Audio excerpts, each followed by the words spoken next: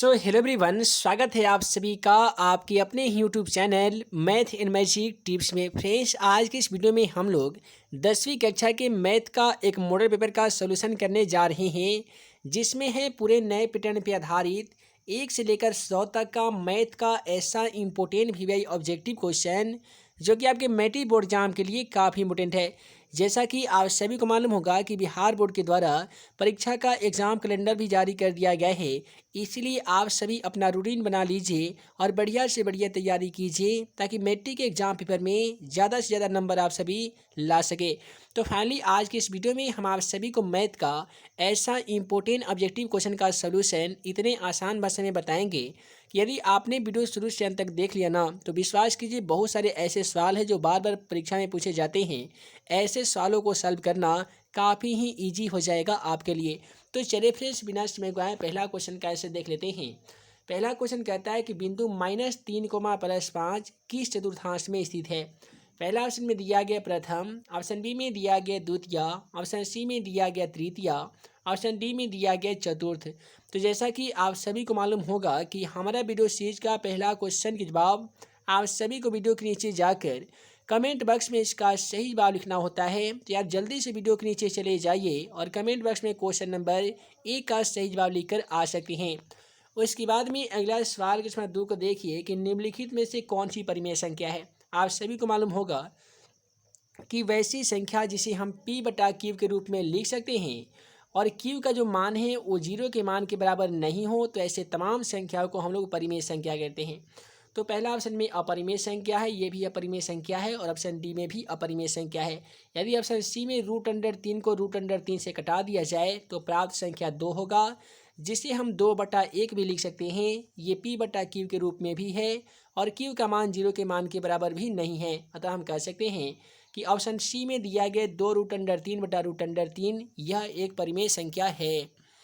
उसके बाद में अगला सवाल इसमें 3 कहता है कि एक द्विघात समीकरण का घात कितना होता है दोस्तों याद रखिएगा, एक द्विघात समीकरण के घातों की संख्या 2 होती है, त्रिघात समीकरण के घातों की संख्या 3 होती है, वहीं पे रैखिक समीकरण के घातों की संख्या 1 होती है।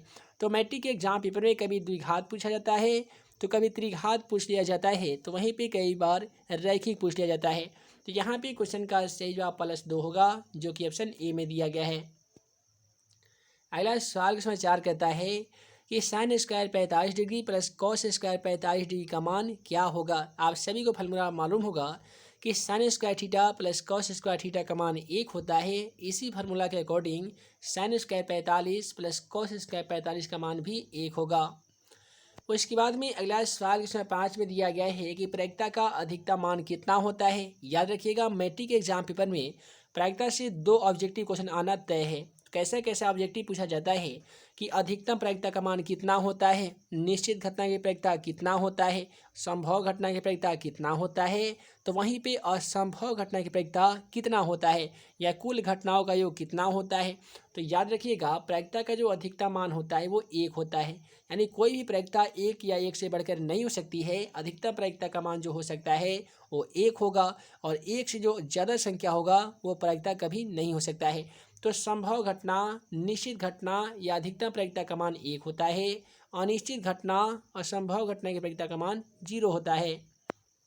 अगला सवाल प्रश्न 6 कहता है कि पाई है। दोस्तों याद रखिएगा, पाई की बात करें या पाई/2 की बात करें, पाई/3 के साथ साथ पाई/4 की बात करें, ये प्रत्येक स्थिति में क्वेश्चन का सही जवाब अपरिमेय संख्या होते हैं। क्योंकि पाई के डिपार्टमेंट में जितने भी संख्याएं आती हैं वे सभी के सभी अपरिमेय संख्या होते हैं। लेकिन पाई का जो मान होता है वो 22/7 है। यदि बोला जाएगा कि 22/7 कैसी संख्या है, तो आप अपरिमेय संख्या ना लिखकर वहाँ पे परिमेय संख्या लिखना होगा। अगला सवाल इसमें 7 को देखिए कि बहुपद x² + 2x + 1 का एक शून्य कौन सा होगा। तो यहाँ पे आप सभी को गुणनखंड विधि से सॉल्व कर इसका शून्य ज्ञात करना होगा।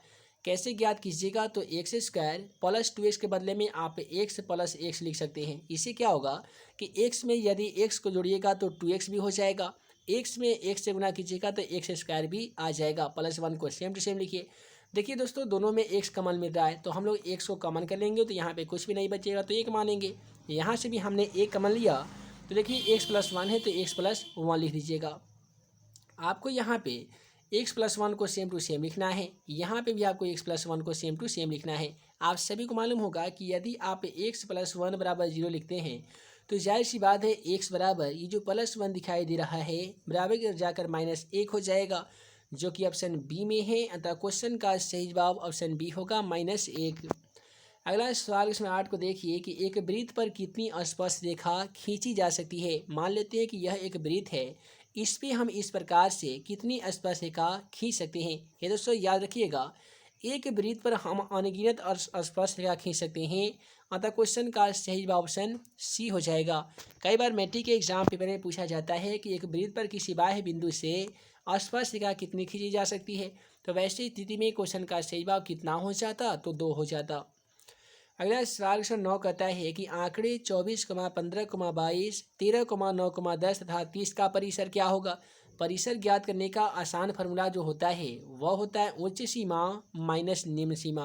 कहने का मतलब ये है कि आंकड़े में जो दी गई सबसे बड़ी संख्या होती है उसमें सबसे छोटी संख्या को घटा देते हैं तो हमारा परिसर ज्ञात हो जाता है। तो सबसे बड़ी संख्या यहाँ पे 30 है, तो हमने 30 लिखा, और सबसे छोटी संख्या 9 है, तो हम यहाँ पे 9 लिखेंगे। है दोस्तों, 30 में से 9 घटा लीजिएगा, क्वेश्चन का सही जवाब 21 आ जाएगा। चलिए ऑप्शन के माध्यम से देख लेते हैं। तो ऑप्शन बी में 21 दिया जा चुका है, अतः क्वेश्चन का सही जवाब ऑप्शन बी हो जाएगा 21। उसके बाद में अगला सवाल इसमें 10 कहता है कि sine into 90 degree minus theta बराबर क्या होता है। याद रखिएगा, साइन इंटू 90 माइनस थीटा बराबर कॉस थीटा होते हैं, तो वहीं पे कॉस इंटू 90 माइनस थीटा बराबर साइन थीटा होते हैं। अगला सवाल कहता है किसी घटना ई के लिए प्रायिकता और प्रायिकता नहीं होने का जो योग होता है वो कितना होता है। तो दोस्तों याद रखिएगा, किसी भी घटना के होने की प्रायिकता और नहीं होने की प्रायिकता का जो मान होता है वो 1 होता है, इसीलिए क्वेश्चन का सही जवाब ऑप्शन बी होगा। अगला सवाल इसमें 12 कहता है कि 9,10,11, 9,10,11, 11,5,7, 6 का बहुलक क्या होगा। आप सभी को याद रखना होगा कि जो भी संख्या किसी आंकड़े में सबसे ज़्यादा बार आई रहती है वही संख्या उस आंकड़े का बहुलक कहलाता है। यहाँ पे देखिएगा तो 11, 11, 11, 11, 11, 11 एक ऐसी संख्या है जो इस आंकड़े में 3 बार आई है। 3 बार या उससे ज़्यादा बार आने वाली कोई अन्य संख्या नहीं है, अतः हम कह सकते हैं कि 11 इस आंकड़े का सही बहुलक हो जाएगा। अगला सवाल इसमें 13 कहता है निम्नलिखित में से कौन सा बहुपद नहीं है। बहुपद है या नहीं है, सबसे पहले समझिए कि बहुपद होने का शर्त क्या है। तो कोई भी समीकरण बहुपद कब होगा, जब a x square plus b x plus c बराबर 0 के फॉर्मेट में लिखा होगा तो समझ लीजिए कि दी गई संख्या बहुपद है, अन्यथा नहीं है। बहुपद नहीं होने का आसान तरीका है, कोई भी चर यदि 1/x दिया गया वैसा कोई भी चर बट्टा में हो बहुपद नहीं होगा। कोई भी चर के ऊपर पावर में 1/2, 3/2 ऐसे हो बहुपद नहीं होगा। कोई भी पद आपका रूट में हो तो वो कभी भी बहुपद नहीं हो सकता है। तो यहाँ पे ऑप्शन ए में सारे नियमों को पूरा कर रहा है तो ये बहुपद है। ऑप्शन बी में देखिएगा तो रैखिक बहुपद है, डी में द्विघाती बहुपद है, लेकिन ऑप्शन सी में देखिएगा ना तो यहाँ पे देखिए चर पर पावर 1/2 दिया गया है जो कि बहुपद नहीं होगा, अतः क्वेश्चन का सही जवाब ऑप्शन सी हो जाएगा। अगला सवाल क्वेश्चन 14 कहता है कि साइन 35 डिग्री बटा कॉस 55 डिग्री का मान क्या होगा। तो देखिए साइन 35 को क्या कीजिएगा कि साइन इंटू 90 माइनस 90 में से 55 घटाइएगा ना, सॉरी 90 में से 35 घटाइएगा तो कितना आ जाएगा, 55 डिग्री आ जाएगा। नीचे दिया गया है कॉस 55, उसे सेम टू सेम लिखिएगा कॉस 55। अब आप सभी को फॉर्मूला मालूम होगा कि साइन इंटू 90 माइनस थीटा बराबर क्या होते हैं, तो आप कहेंगे सर कॉस थीटा होते हैं। थीटा का मान 55 है तो यहाँ पे 55 लिखिएगा, और नीचे भी है कॉस 55 तो कॉस 55 लिखिएगा। कॉस 55 से कॉस 55 एक मरतबे कट जाएगा, अतः क्वेश्चन का सही जवाब 1 आएगा। चलिए ऑप्शन के माध्यम से देख लेते हैं। तो ऑप्शन बी में 1 दिया जा चुका है, अतः क्वेश्चन का सही जवाब ऑप्शन बी हो जाएगा। अगला सवाल के समय 15 को देखिए कि AP -3, -1/2, 2 डॉट का 11वां पद ज्ञात कीजिए। 11वां पद ज्ञात करने का मतलब a प्लस 11 में से a कम कर लीजिए, उसके साथ d लगा लीजिए। a का मान देखिएगा तो क्वेश्चन के अकॉर्डिंग वो -3 है, प्लस 10 गुने हमें चाहिए d का मान। तो a का तो मान मिल ही गया है, प्रथम पद a का मान -3 है। अब हमें चाहिए d का मान। d ज्ञात करने का आसान फार्मूला a2 - a1 होता है, यानी दूसरे पदों में से पहले पदों को घटा लेते हैं, उसका अंतर जो है वो सार्वंतर कहलाता है। दूसरा पद -1/2 है तो 1/2 लिखेंगे। A1 का मान -3 है तो माइनस और माइनस +3 लिख सकते हैं। अब यहाँ पे बट्टा का जोड़ हमें बनाना होगा तो ये 2 हो जाएगा, -1 और 3 दूनी 6 होगा, -1 + 6 = 5 हो जाएगा बटा 2, यानी डी का जो मान आया है वो 5/2 आया है। तो डी के बदले में आप 5/2 यहाँ पे जाकर लिख सकते हैं। ये 2 जाकर काटेगा 10 को 5 मरतबे, तो दोस्तों यहाँ पे हो जाएगा -3 + 5 से 5 गुना कीजिएगा तो 5 या 25 जाएगा। अब -3 + 25 मिलकर कितना होता है, तो आप कहेंगे सर 22 होता है। तो आइए ऑप्शन के माध्यम से देख लेते हैं। तो ऑप्शन यहाँ पे ए में दिया जा चुका है 22, अतः क्वेश्चन का सही जवाब ऑप्शन ए होगा 22। अगला सवाल क्वेश्चन 16 को देखिए कि बहुपद 4x² - 4x + 1 के मूलों का गुणनफल क्या होगा। मूलों का गुणनफल को हम लोग अल्फा इंटू बीटा कहते हैं, जिसका फॉर्मूला c/a होता है। अब यहाँ पे c का मान देखिएगा तो 1 दे रखा है तो 1 लिखिएगा। a का मान x² का गुणनफल जो है वो 4 है, अतः a का मान 4 होगा। तो इस प्रकार से क्वेश्चन का सही जवाब 1/4 होगा, जो कि ऑप्शन बी में है, अतः क्वेश्चन का सही जवाब ऑप्शन बी होगा।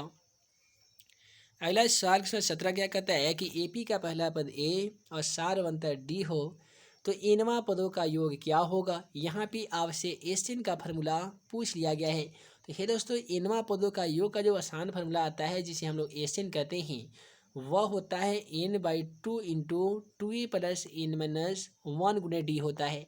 तो n/2 × 2a + n-1 × d option D में दिया जा चुका है, अतः हम कह सकते हैं क्वेश्चन का सही जवाब ऑप्शन डी होगा। अगला सवाल उसमें 18 को देखिए कि 1/√3 बराबर क्या होगा। तो देखिए 1/√3 कभी भी साइन में या कॉस में मान नहीं होता है।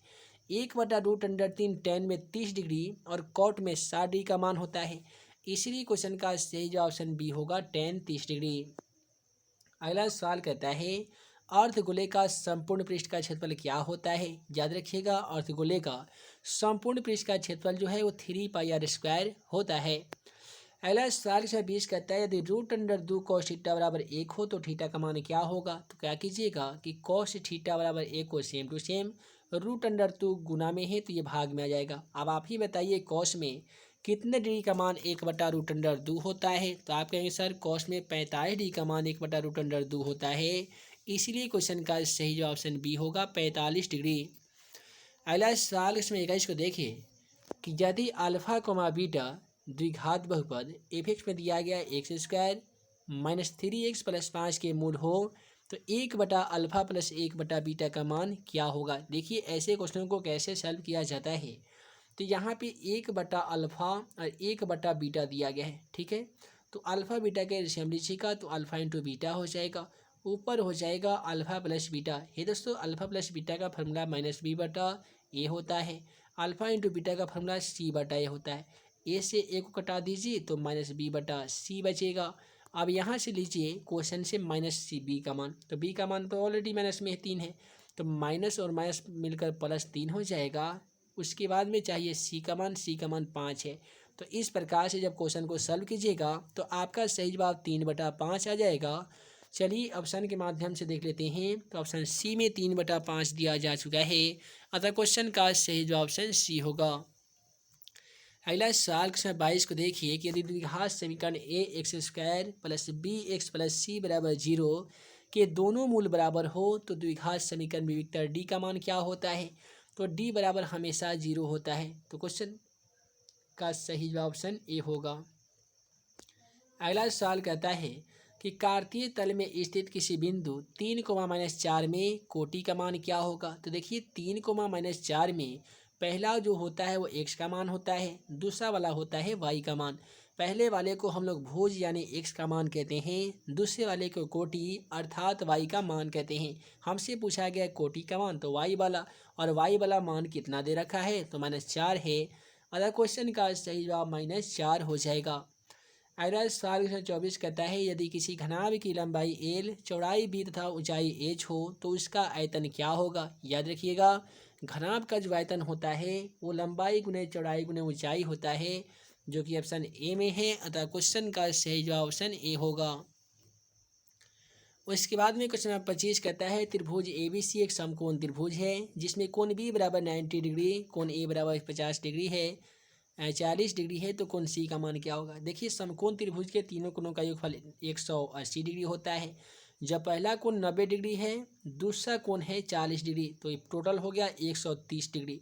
अब 180 में से 130 को माइनस कर लीजिए, आपका क्वेश्चन का जो सही जवाब आ जाएगा वो 50 डिग्री आएगा, जो कि ऑप्शन यहाँ पे डी में है। अतः क्वेश्चन का सही जवाब ऑप्शन डी हो जाएगा। अगला जो सवाल क्वेश्चन 26 को देख पा रही हैं, 10 25 इंटू 10 20 इंटू 10 65 इंटू 10 70 वाला, तो इसमें आपको ये दोनों को एक साथ लिखकर इसमें से एक तोड़ देना होगा। 10 20 10 70 को एक साथ लिखिएगा तो ये 90 90 का जोड़ा लग जाएगा, और दोनों को एक एक साथ तोड़िएगा तो कुछ इस प्रकार से आएगा, टेन थीटा गुने कॉट थीटा। तो टेन थीटा गुने कॉट थीटा का मान 1 होता है, इसीलिए इसका सॉल्यूशन करने के बावजूद इस क्वेश्चन का सही जवाब 1 होगा। अगला सवाल कहता है त्रिभुज ABC तथा त्रिभुज PQR में दिया गया है AB बटा PQ BC बटा RP, तो कौन से कोण जो है वो कौन कोण के बराबर होगा। कैसे सॉल्व कीजिएगा, तो यहाँ पे बनाइएगा ABC। देखिए यहाँ पे A हो गया, ये B हो गया, ये C होगा। दूसरा बना लीजिएगा PQR, यहाँ पे रहेगा PQ और ये हो जाएगा R। AB बटा PQ किया कहा गया AB बटा PQ, ये हो गया। BC देखिए BC आपका ये हो जाएगा बटा RP ये हो जाएगा। इसमें कौन कौन कौन जो है बराबर है, देखिए कोण B और कोण जो P है वो बराबर हो रहा है, तो कोण B बराबर कोण P ऑप्शन डी में है। अतः क्वेश्चन का सही जवाब ऑप्शन डी होगा।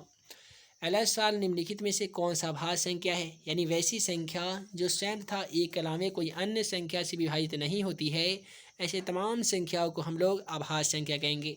जैसे 11 को देख लीजिए, 11 में जब भी भाग लगेगा तो 11 से लगेगा, नहीं तो 1 से लगेगा, इसके अलावा कोई अन्य संख्या से भाग नहीं लगेगा, अतः हम कह सकते हैं 11 एक अभाज्य संख्या है। अगला सवाल 29 को देखिए कि 1 प्लस कॉट स्क्वायर थीटा बटा 1 प्लस टेन स्क्वायर थीटा बराबर क्या होगा। यह एक लॉन्ग क्वेश्चन है जो त्रिकोणमिति का सोल्यूशन यदि आप हमारा देखे होंगे तो उसमें हम इस क्वेश्चन का सोल्यूशन किए थे। देखिए इसका आसान ट्रिक है, ऊपर जो भी रहेगा कॉट स्क्वायर थीटा रहेगा तो क्वेश्चन का सही जवाब कॉट स्क्वायर थीटा होगा। यदि ऊपर रहेगा टेन स्क्वायर थीटा तो क्वेश्चन का सही जवाब टेन स्क्वायर थीटा होगा।